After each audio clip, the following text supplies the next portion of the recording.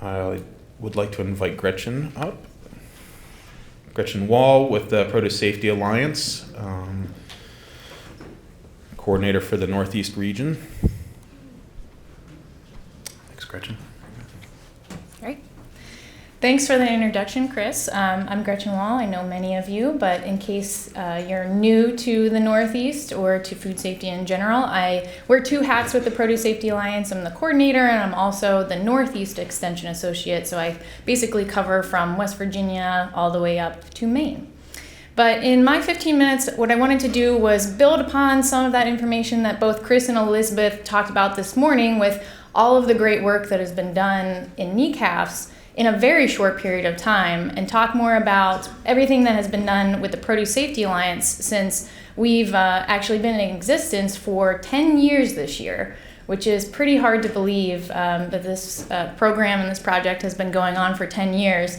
And I think the numbers are so incredibly telling of this story in produce safety, especially because our cooperative agreement actually started in 2010, but these trainings and the trainings that you've all been disseminating and doing such a great job on did not actually launch until September of 2016. So we've been doing a lot of work prior to launching those trainings, but these numbers are reflective of the launch of the Produce Safety Alliance grower training and the Train the Trainer courses. And just in case you weren't aware, we do put out quarterly reports where we update everybody with training progress. You can find those on our website, and there's an actual tab and a drop down that talks about training reports. And you'll see regional statistics, you'll see international statistics in there. So what I'm showing you is just a very high level snapshot of some of the progress that we've made. But since September of 2016, we've had 2,226 grower trainings, both domestically and internationally, reaching 49,788 participants. And what I want to mention about that is this report was actually put together, I think, December 17th of 2019. So there have been additional courses, and just because I really wanted to reach that milestone, I went and consulted with Michelle Humiston, who many of you have interacted with on our team, and confirmed with her that we have officially reached 50,000 growers with the PSA grower training. So I want to give yourself a round of applause, because that's not just the work of our team, that's the work of all of you educators, both in the Northeast and across the country and internationally, to reach all of those participants. Just since the last meeting, the last NECAFS meeting, there have been 867 grower trainings. And what's interesting about some of these percentages as they've changed over time is a little over a third of those participants in the courses are now international participants. So last year that was around 20%. Now it's around 35% of participants. So there's been a lot of movement in other countries to disseminate the PSA grower training, and I'll talk a little bit more about that in a second. On the Train the Trainer course side, we've had 92 courses with about 2,800 Train the Trainer participants. Again, about a third of those are international participants. Just in last year, 2019, we held 15 Train the Trainer courses. Half of those were domestic courses and half of them were international courses. So there was a good split there. I know everyone's always interested in the Northeast training totals. So this is just a snapshot for the NECAFS region. Every state has made huge progress, and what's interesting about this data is that compared to 2018, when I gave this presentation last year, we actually had 5 more courses this year, but fewer people trained. So that may be reflective of there's a little bit of a delay usually in return of the data from trainers and from courses, so maybe some of that data hasn't come back to AFTO yet. But I think I also have been hearing a lot of trainers say, I'm hosting courses, but I'm getting fewer people in those courses. So, that's indicative of maybe we are reaching people, but there's still a lot of people out there that aren't aware of FSMA and are still struggling to come into compliance, especially as those first compliance dates for the small farms have come this January. I already mentioned international outreach, and just to give you a bigger picture globally, there is a lot of outreach happening, especially in Latin America, because if you look at the data from where our imports and exports are coming, or imports are coming from, it's a lot of Latin American countries, with Mexico, Chile, Ecuador, Peru, and Costa Rica leading in terms of grower trainings hosted. But we've also been spending an incredible amount of time trying to develop international trainers and lead trainers to do the courses. And one of the things that we'll be working on further this year is the launch of a Spanish lead trainer application process. So those of you who are lead trainers are familiar with that process. For those of you that aren't, you submit an application that gets reviewed by a panel of committee members to ensure the consistency and delivery of the curriculum, to make sure trainers have those 4 competencies. And that's exceedingly difficult when you get into the international environment where educational backgrounds are different, experience is different, buyer pressure is different. There's a lot of other influences that are affecting how we reach out to those trainers and what kind of experience the trainers are coming to the table with. So we are going to be developing a Spanish lead trainer application process, because one of the barriers to applying to become a lead trainer is that application needs to be submitted in English.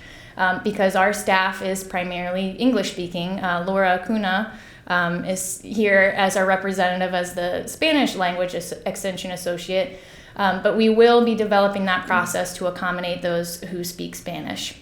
We're also trying to address some of those novel issues that impact both domestic and international growers, and I love the presentations that were right before lunch that were talking about low literacy and developing illustrations and things to reach audiences that we haven't previously reached. And that's the case too with the international. There's lack of translations. Right now, the PSA training is only available in English and Spanish. And that's a challenge on our part. We have limited funding, so we do have additional funding to do one more translation. So right now we're working on a Mandarin translation that will hopefully be out later this year. But we also have some collaborators that have been working on developing translations for Korean and for Haitian Creole, but there's a whole other list of languages that I know are high need. We've been getting a lot of requests for Portuguese, a lot of requests for Italian. And just for those of you who aren't familiar with doing a translation project, there's a lot of slides in that curriculum. There's a lot of notes in that curriculum. And every time we do a translation, it costs upward of $20,000. So to do these is an intensive process. We want to make sure that they're done right and have a review. So that is one barrier that we are going to continue to address. And we definitely welcome collaboration. If you know individuals that are fluent in other languages, that are also fluent in the language of produce safety, which is not easy either, we would love to hear from you. And then lastly, building collaborative networks internationally has been a big priority for us.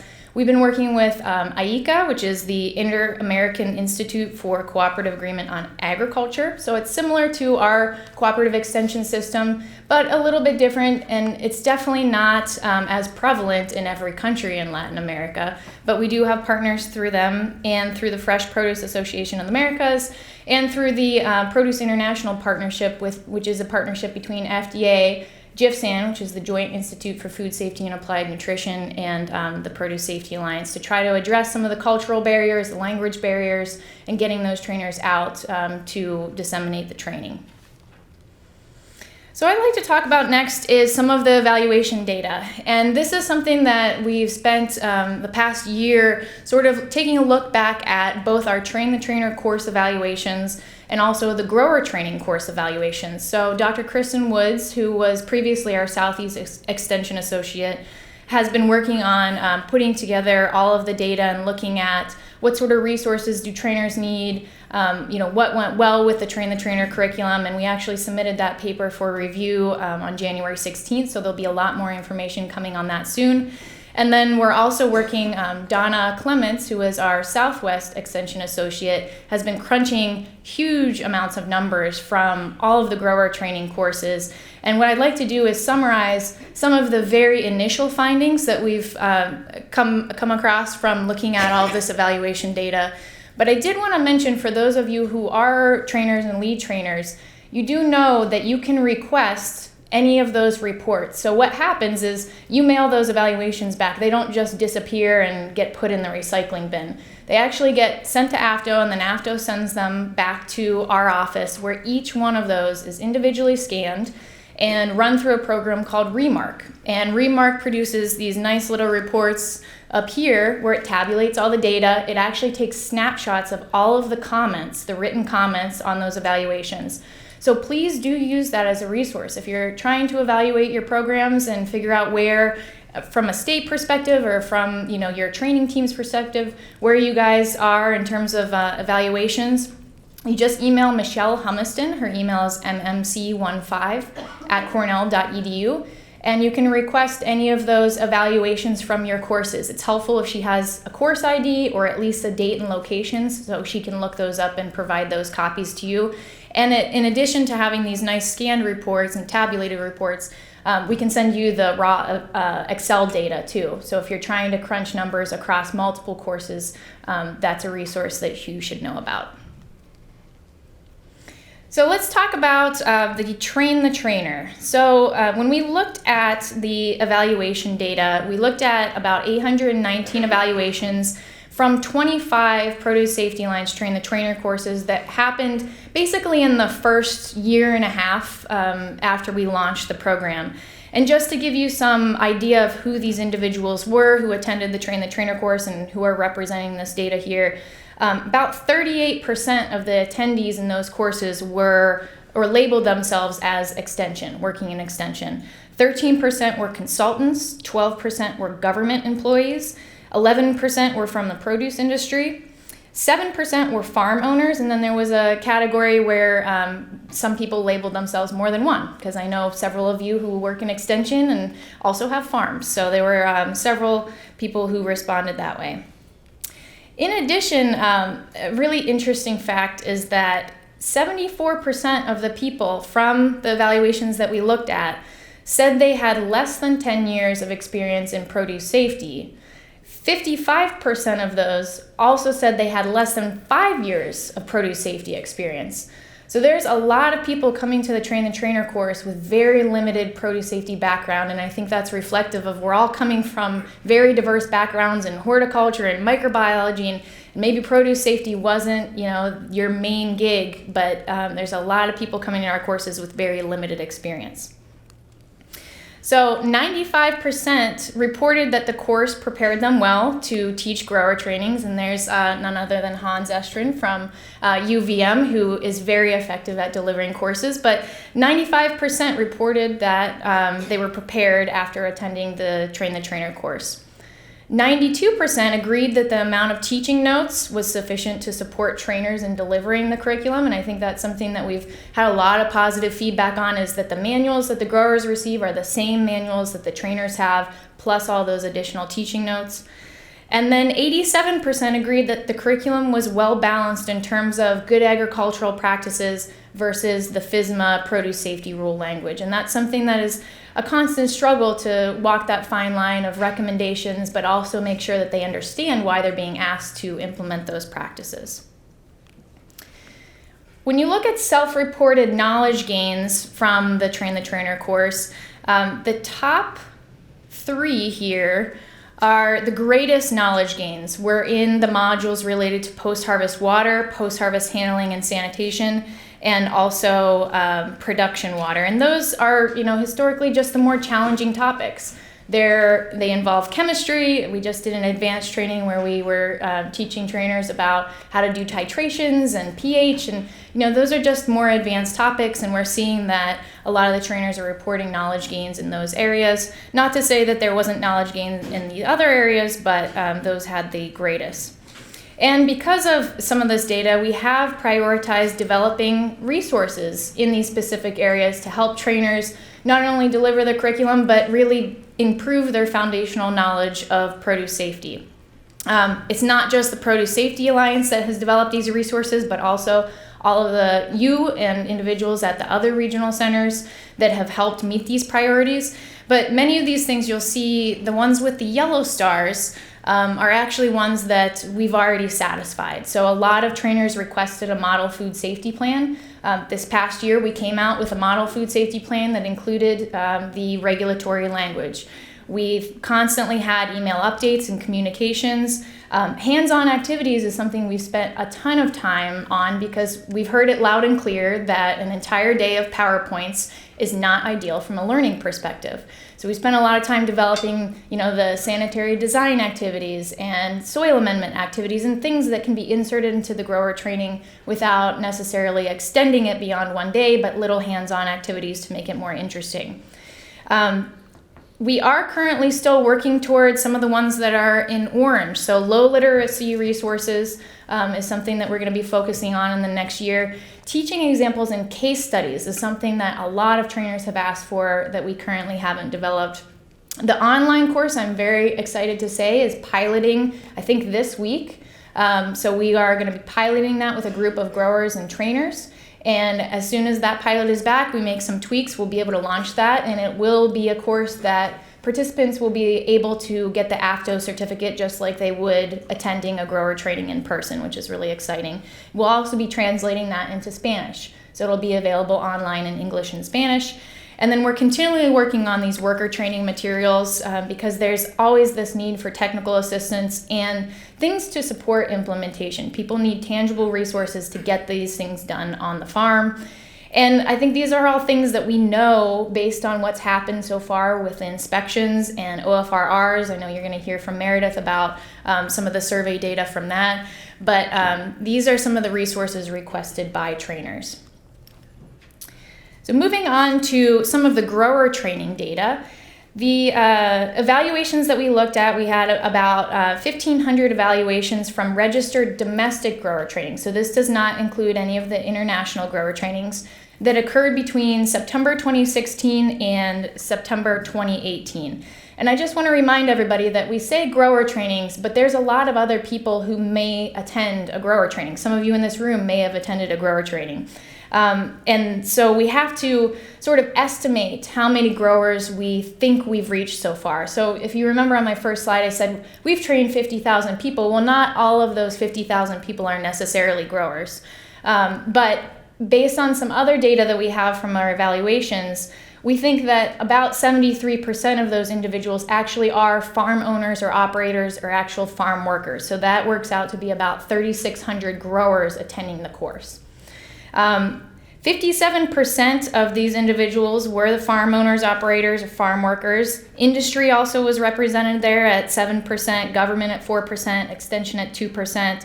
14% actually selected more than one role. So that's just to give you the background of who is in this data. Some other interesting data is that 58% of these individuals were over the age of 41. And 76% of them were Caucasian and 65% were male. So we have a lot of work to be done in reaching underserved communities for sure. The other interesting thing about the demographics is that 39% of these individuals who reported that they were farm owners or operators or growers said that they were farming on 0 to 10 acres, and 51% of them were reporting sales under $250,000. So we're actually reaching a lot of small farms with these grower trainings, even though this is to teach them how to comply with the regulation that they may be exempt from. We're seeing a lot of small farms show up to the trainings. 95% of the individuals on the evaluation stated that the Produce Safety Alliance grower training was sufficient to guide them in implementing regulatory requirements. 57% of grower training participants had no previous training, no previous produce safety or GAPS training prior to attending the course. 53% of those did not have a written farm food safety plan.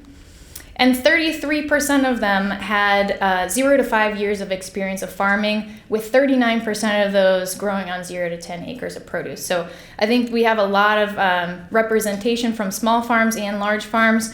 But it's still very confusing to them when you get into, am I covered by this regulation or am I not? So what you're looking at here is the question at the back of the evaluation that asks them, is your farm covered by the produce safety rule? And there's, I'm either subject to it, I'm qualified exempt, I'm exempt because it's rarely consumed raw, or some of it is going to receive commercial processing. And what I want to point out to you, because I know these numbers are really little here, is that in that $500,000 plus category of annual produce sales, 88% of those people said, yep, I'm subject to the rule, which, should be obvious to them. They're growing well over the threshold.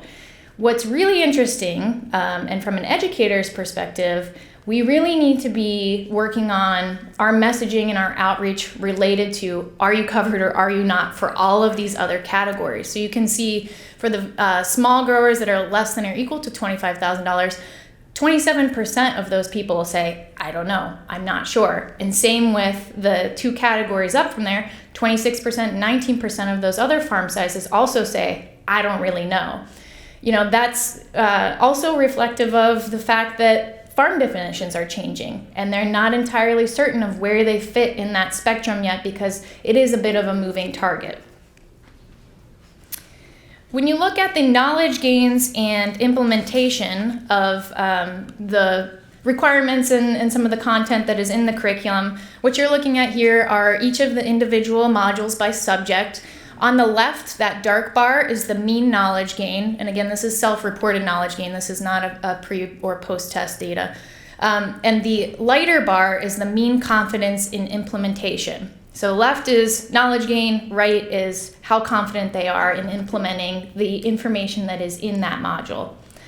What I want to point out to you, again, going back to what the trainers learned the most in, was also very similarly what growers found to be their highest knowledge gain. So that was in production water, post-harvest water, and post-harvest handling modules.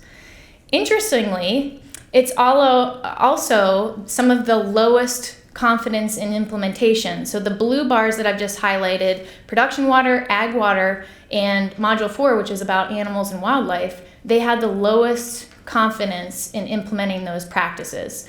Ag water is a very challenging topic, and again, that's, FDA is revisiting that topic, so I can understand why that is very challenging. Some of the comments reflecting the animal and soil, or the animal module, was actually that growers feel like they're doing everything they possibly can, and they can't necessarily do any more with wildlife. They're not going to be able to control it or implement it 100% because there's rats and there's other animals that you're never going to know are in your field. So I think that's part of the reason why confidence is lower for that module. And then also, confidence was pretty low for traceability.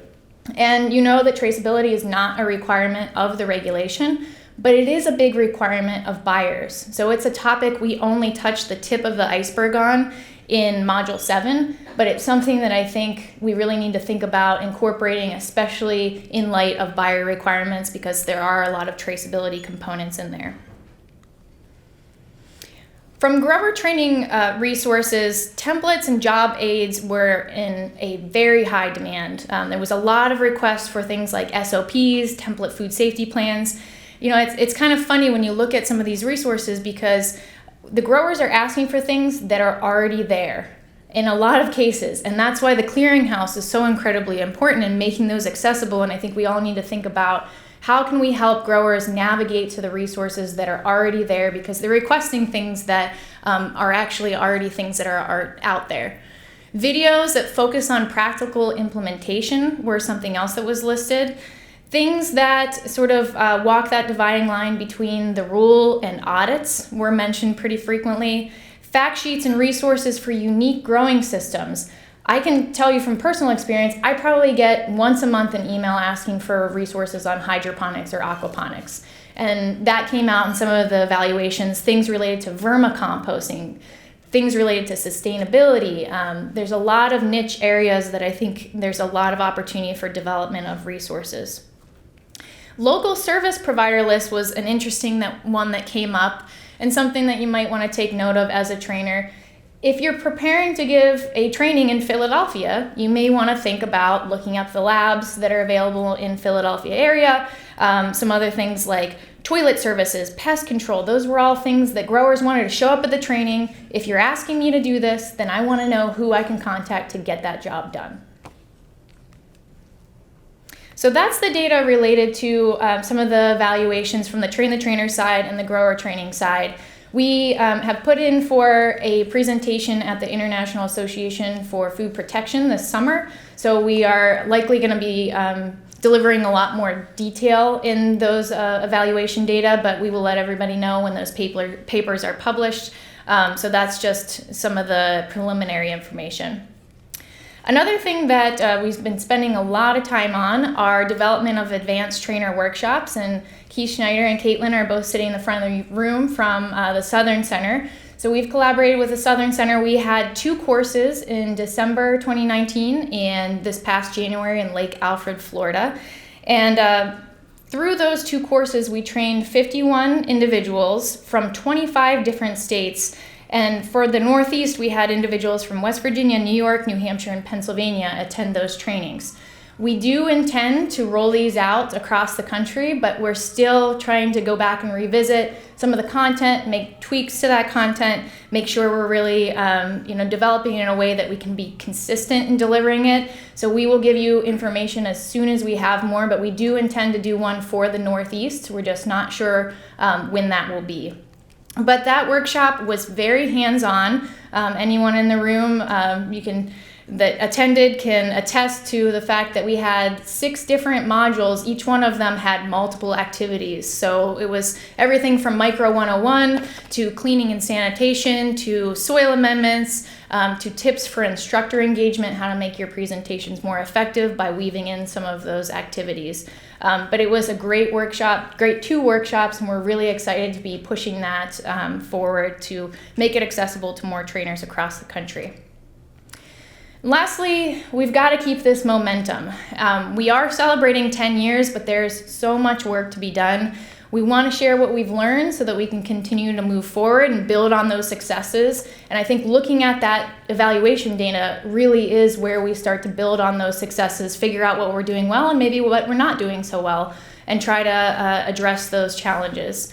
We're also going to be continuing a lot more outreach in the international community and underserved communities. And of course, mentoring takes up a lot of our team's time to develop lead trainers in their regions, and also that lead trainer review process. And we want to continue to support growers, both in understanding and implementing, especially as now they're starting to experience their first inspections. And then finally, if you didn't know it, the PSA's funding is only until June of 2021. So we are definitely going to be asking for any collaborators' help in joining us to make sure that we continue our existence and that we can provide these services. But we currently are only funded until 2021. If you haven't met all of our PSA team, here are all of their faces. We've got somebody in every region, and most exciting announcement that I want to make is we are going to be joined by Tommy Saunders from Virginia Tech. Very shortly, he's going to join our team. Dr. Kristen Woods decided to continue on with her position at Alabama. So Tommy will be joining our team later in March, and we're excited for him to join. And he is very close to the Northeast, so I suspect he'll get sucked into some of my training programs, whether he wants to or not. And you can find all of our contact information on our website or visit our listserv. That's a great resource for getting up to date on all of the training programs we have going on, the advanced training courses that we're likely to have, and then Connie Fisk manages all of our awesome social media accounts. So if you haven't followed those, please do so. So thank you, and I'll take any questions. Yeah. So I'm more involved with the Preventive Controls Alliance, and I know that they are also looking at this issue of sustainability beyond the end of the grant. And I'm wondering, was it in your original grant that you developed a plan for sustainability, and then can you tell us your thoughts on that? Like I mean, obviously, preventive controls. I think the folks that are supporting that alliance have maybe more resources than growers, and so it's a little bit easier. It's a challenging problem, but it's probably a little bit easier than the problem that you're facing. So if you could just talk a little bit about that and how you want to address that. Sure. Yeah, so that was something that very early on we were told from our cooperative agreement standpoint to make trainings as cost effective and available and affordable as possible because we're working with farmers. So that was the model that we went with, because charging $500, $600 like you would for an FSPCA training is not something that you're going to get growers to show up for. So that's been one of our challenges, is that we, aren't bringing in that money through revenue through grower training courses. But we're definitely looking at other options, looking at other funding streams. And I don't know where Betsy Bin is. She's got her hand way up. She's got something to add about this. Of course she does. Don, great question. That was a plan. I swear we didn't discuss this I'm before. trying not to have my head explode. Great question, Don. In fact, we knew about FSPCA's plan. Bob came to Cornell and we talked about it. He was very explicit in their plans early on. And we did ask, I have the notes to prove this, I did ask Samir, should we be looking at a plan like this? And he explicitly told us not to. He said, use your cooperative agreement money. As Gretchen said, the part she left out was the part where we were told explicitly not to plan for our sustainability. Don't worry about it, we'll take care of it. And here we are. So I just want to make it clear that we actually had that discussion early on, and we're recommended not to do that, or told not to do that, and told to spend our money to make the trainings cheap and available. He's a very charming man, isn't he? Yeah. Not saying he speaks for the agency, I'm just telling you what happened in the meeting. The revenue that's currently generated, does any of that go back to PSA? What revenue? I mean, how many of you guys are getting rich off your state's PSA trainings? Yeah, nobody. Seriously, look at the trainings. Some of these trainings are $25. I mean, the books themselves cost $50. The certificates cost $30. Most of the states, New York State, thanks to our Department of Ag and Markets, they fund it all. We just did a training at the state, and the New York Vegetable Association ate the cost of the coffee. Right? So everybody's given a little to get the growers on board. I don't think anybody's pocketing a lot of cash. Betsy, what's your current funding source that expires? Current funding comes from FDA, and USDA runs through a cooperative agreement that USDA holds. Okay, is there any information that's going to stay in place for the next cycle? No. It's not. No, I don't know. You don't have any information. No, I don't have any information. I should say I don't know, yeah. Any other questions I can answer I don't know to? Okay. If that's not in place, do you have a contingency where you? Nope. I have a 1-year plan for closing it out. And I'll tell you right now, just from a personal standpoint, you know how great the team is? Lightning ain't gonna strike twice, and it ain't gonna strike with this girl. So if they all go find different jobs and they come back with money after they're gone, I ain't taking that cash. Yeah. So, do you think that there would be value in coordinating some sort of a conversation that maybe includes regional centers, NASDA, PSA, FDA? I mean, like whoever the players need to be to say, so we didn't need to do the long-term planning previously, but now is a good time. Right, and I will tell you, we have tried to start those conversations, right? We have a letter, this is what Gretchen was alluding to, although daintily. We have a letter that we are gonna submit to FDA, and we're gonna look for everybody to sign on to it that says the value of us and the concern for long-term sustainability. Now, we signed a similar letter a year ago, or 18 months ago, or whenever that was. Yeah, well, we're gonna do another one. Which is fine, and I think my sense was that it worked, so that was good for the short term, but I'm just wondering if there's a larger, like, transparent conversation about the value of PSA and how does it network and fit within the educational support that's needed for the produce community going forward. I absolutely would love to do that. I'd be happy to host it. I just need to know who's willing to come, and the support has been variable. Hans, you want to say something? You'd like to come? Okay. Thank you, Hans. How much money are you looking for / talking about? Oh, well, okay, so the typical operating budget was around, this is where it gets interesting. They told us to hire a new person, so our budget's actually getting bigger because we're adding another Spanish person. Our operating budget is around $1.92 million a year, with the new people coming on board. If you look at the progression, if we have a travel budget, when years get tight, you guys all know we beg for travel money because that's where I take the budget to keep the salaries going. So that's about it. Yep. Betsy, I was wondering, when you talk about asking for more money, who are you talking to? Well, most of our money, again, over the 10 years has come from FDA. Does that mean that's who you talk to? Well, we also go to other organizations and ask for support. But we've talked to, in the past, I was told, go talk to the produce industry. And the produce industry that has the deep pockets told me, you don't really serve our membership. Because we typically serve the smaller and the medium-sized guys who don't have any money. So the industry, I didn't really get much traction there. So I'm happy to chat with you offline. I think there are other audiences you ought to be talking to if you want this message to resonate. Because, you know, obviously you have a relationship with FDA. They could solve the problem easily, but there may be some other people that could encourage them to solve the problem. Yeah, I will be following up with you. I will talk to anybody, as you guys know. So Betsy. all suggestions welcome. Betsy, one thing you might, sorry, it's Don. One thing you might say to the people with the deep pockets is that, you know, normal people don't understand where their produce comes from.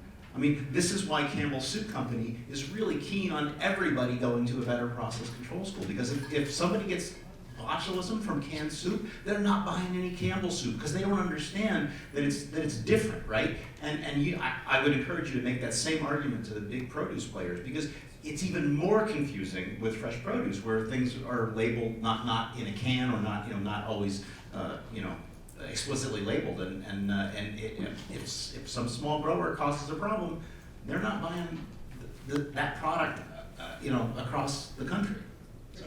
I'm going to suggest we pick up the rest of this, if we can, in the discussion this afternoon. We'll note it as a topic, PSA funding generally. Is that, and we can Building on that, but that's go for it. Go for it. So the other piece that I just wanted to add is I have a general concern about long-term funding support from FDA for education in general, not just PSA, but with NASDA, with states. We don't know what future cooperative agreement opportunities look like. There's been conversation that there won't be education support for NASDA past 2021. So for all the people in this room, I think it's really important to recognize that as we become more established in the regulatory and compliance part of the produce safety rule, that we have a collective I feel we have a collective responsibility to ensure that we continue the mantra of the educate before and while we regulate concept. And I will just say, Abby, every single piece of data coming out of the ag community, whether it be OFRRs, whether it be the surveys, every single one of them points to the need for technical assistance.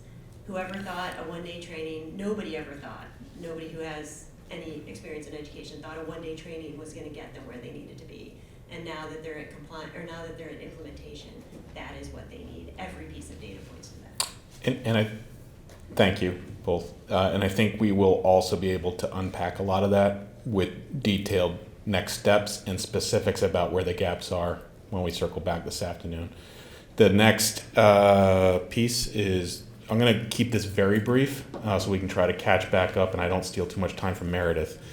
Pre-post test evaluation, this is again for the PSA curriculum.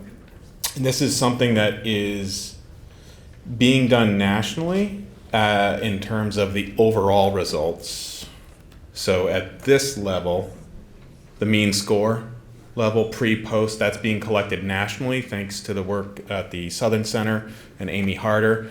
The North Central region came up with a 25-question pre-post test, and what we've been doing with any training that's supported by NECAFS is we're requesting that the pre-post test be administered. The initial hesitation on that is another evaluation that's required at a PSA training, and I felt that way initially. I get it. But in practice, it goes pretty well, especially when served with a side of chocolate chip cookies. So, especially if framed in terms of, we want to make this better. We want to make sure that what we're doing is working for you and helping you get to improve practice. So I would caution everybody against being too concerned about additional paperwork and evaluations at the trainings. It actually goes pretty well. The other thing this allows us to do is add on to the self-reported knowledge gain with actual tested knowledge gain. So by doing a pre-test before the training and a post-test after the training, that gets broken down by question. So there's 25 questions. And then also what we do is we map these questions to modules. And so we break it down by module as well. And so what that allows us to do, this, by the way, is summary data for 2019. All NECAFS supported 2019 PSA trainings. So this is real. And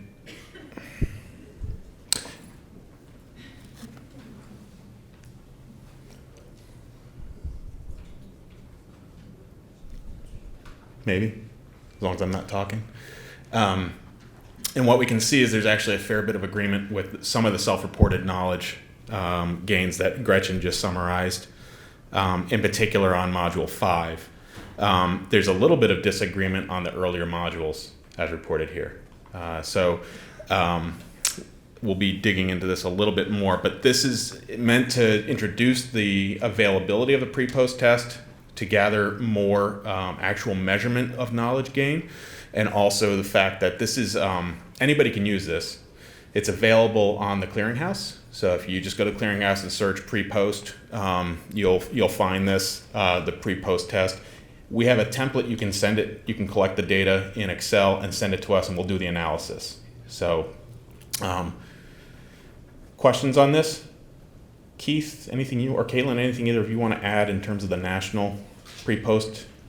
No, just, again, the Lee Regional Center under Amy Harder at the University of Florida is collecting this data, and there is some discussion of why we should do this. It's a pain in the butt. But to Betsy's point, we're trying to justify our existence, and we're trying to get additional funding. Supplying this data that we're making an impact goes a long way to justify that these programs continue. So I know it's burdensome to collect this data, but we are trying to gather as much information as we possibly can. So we're making the case that not only are we reaching these people, but we're affecting change. So the more data you can collect, the stronger argument we can make, the better chance we ought to get money in the future. So yeah, that's my plea for please send these in. Great, thanks. There's a full-size version of this in the program as well, if you want to dig in. I'm going to stop there and move on to Meredith.